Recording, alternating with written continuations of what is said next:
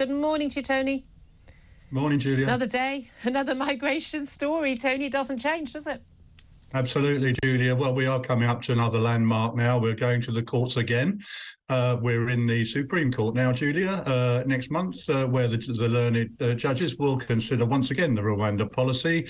But that may not be the end of it, because it will take them several weeks, if not months, to deliver their written determination. We don't know what that's going to be. And even then, there is an opportunity, of course, to take this further to the European Court of Human Rights, which is happened last time. So this is an interminable circuit of legal challenges that we've been going through for a long, long time now, which must be hugely frustrating for ministers and the government who are trying to implement a policy that they've developed over some time. Well, when we talked about the last few days, Suella Braverman in the States, in the speech she's gone about and talked about, migration issues and illegal migration, and a lot of people online and messages are saying, look, it's all very well, we agree with everything you say, but when are you going to do something about it? But the thing is, the government has kept trying to do something about it, certainly illegal migration. I mean, they're not doing anything about legal migration other than increasing it. Again, that's also against the will of the British people, expressed repeatedly, elections and referendums. But they are trying, but they are being constantly thwarted. Was ever thus, Julia. Even when I was in departments, for a long, long time, and we were constantly, as time went by, being challenged by courts on all kinds of things. And it's quite difficult to get somebody, removed on a plane, particularly if they don't want to go.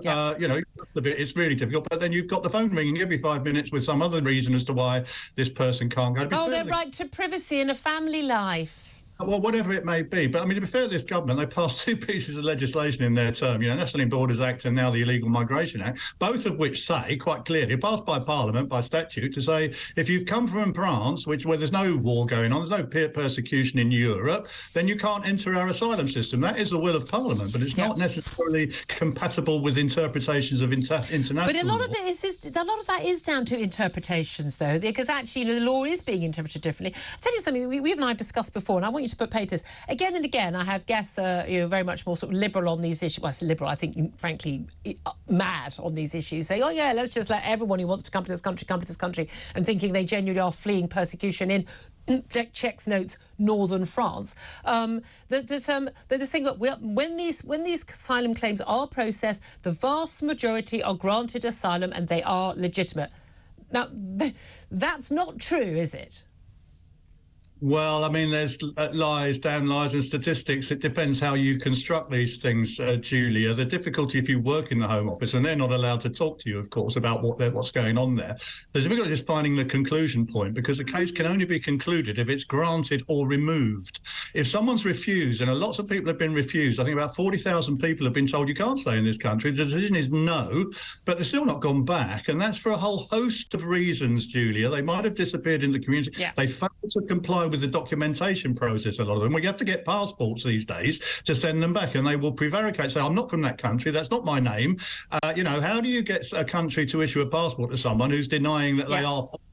So removals is the key to all of this. We must get removals. Of course, the EU won't take anybody back. But also, when the people, there's very, very tiny number that are actually processed, that tend to be the more clear-cut cases anyway, but people are actually often given sort of leave to remain, but they've not been granted asylum. Frankly, the system has just given up. They haven't actually been judged to have been a genuine asylum seeker. They just kind of go, all right, you're here then. Well, that's because we can't remove them, Julia. So we need to work on that problem. Why can't we remove? That's why government thought of Rwanda in the first place. We've found somewhere that will accept them. And they'll take all nationalities, and they will not rule everybody. It's a perfectly sensible policy to deter people, but we can't get it through the court. The reality is, isn't it, that people talk about it. It's fascinating how, Suella Braverman, when she says stuff about, illegal migrants and too many people trying to cross borders, when she says it, it's vile, it's racist, it's bigoted, it's you name it, it's every word under the sun. The fact that, when Emmanuel Macron says it, the darling of the left, when Angela Merkel, when she was Chancellor of Germany, says it, when, the Swedish Prime Minister, the Italian Prime Minister, when the Black Democrat Mayor of New York says it, when Trevor Phillips says it, all of these people say the same thing, but it's when a Tory minister says it, then it's vile. Yeah, but we want border control, don't we, Julia? I think most people want... don't we? Border control has been my whole life.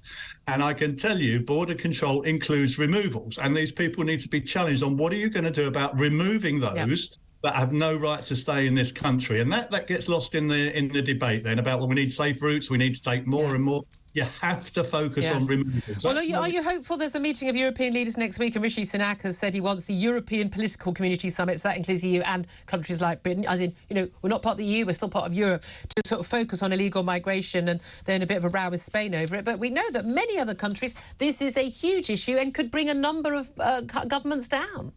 Well, look, Julie, take some small comfort that actually, you know, we're only 6th highest in Europe. You look what's happening in Lampedusa right now. Oh, my God, You look around the world. I mean, this is a huge problem for the Europeans, much bigger than it is here. Yeah. Of course, it's a problem here. People don't like it. We feel affronted that people are evading our borders and getting in. But actually, it's not as bad as it is in a lot of other countries, including European countries. And actually, you mentioned the numbers. All right, they are high, but they're down a bit on last year, actually. If you look across Frontex, across you, they're up all over the place. Except, so something's working. It might only be the weather. A lot of people say it's the weather, but I mean, it often ends up being that. But look, we've got to make a start. We've got to try everything. Tony Smith, former head of the UK Border Force.